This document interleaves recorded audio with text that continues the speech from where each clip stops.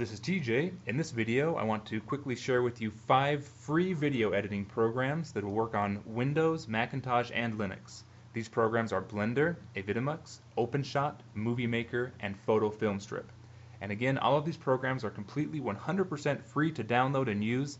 They're not limited trial versions. They're not any kind of a tricky like virus embedded software or anything like that. These are the real deal, completely free software. The only one that's kind of an exception is Windows Movie Maker, which is a proprietary software by Microsoft, so you can only use it for personal use, I believe.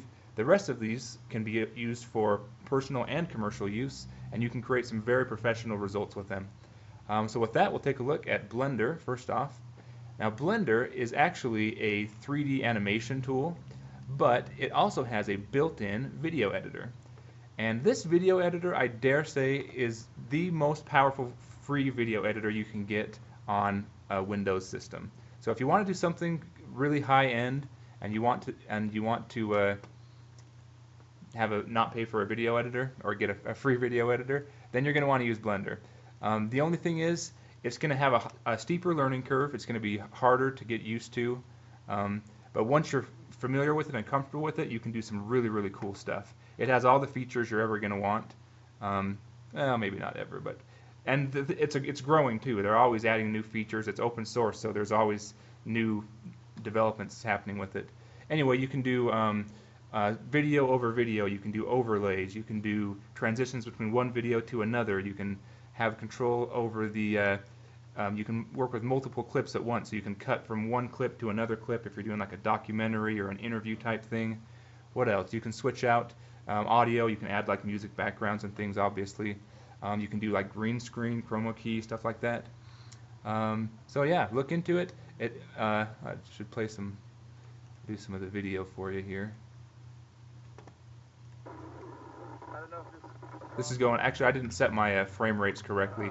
Gives you all kinds of control. You kind of have to know a little bit about how video works, how digital video works, and different codecs and frame rates and stuff like that.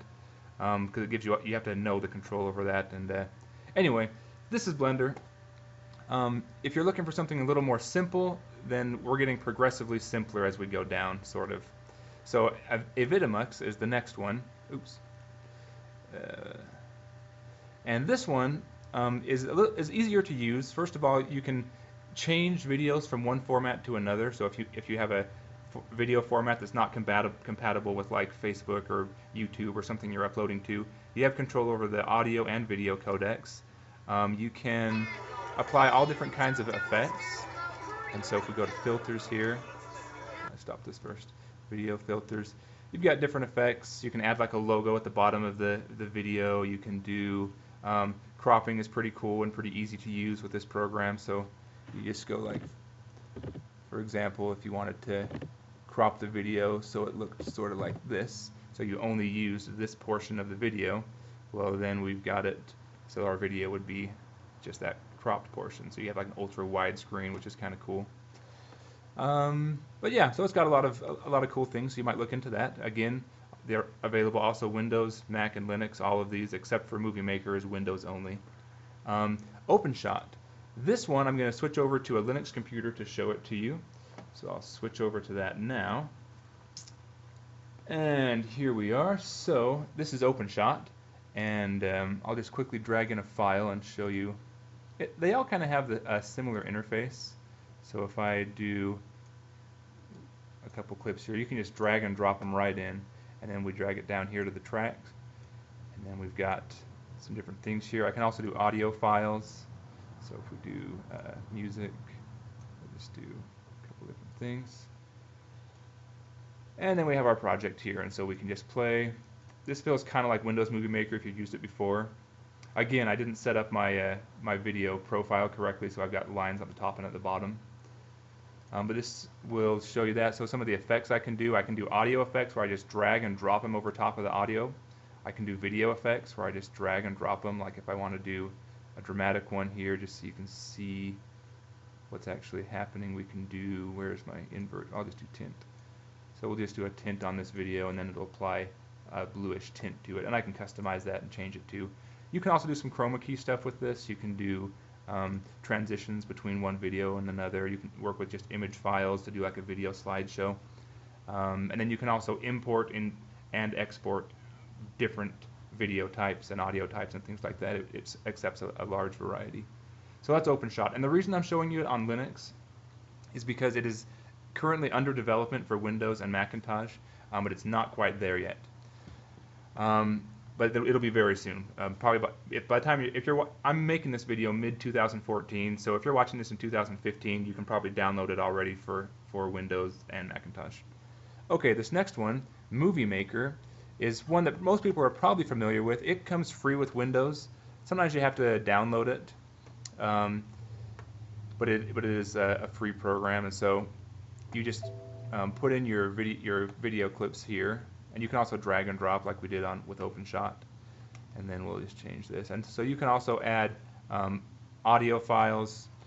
You can do still shots, and then you can do different. You can add like titles and captions and things like that. Different effects. You can also do.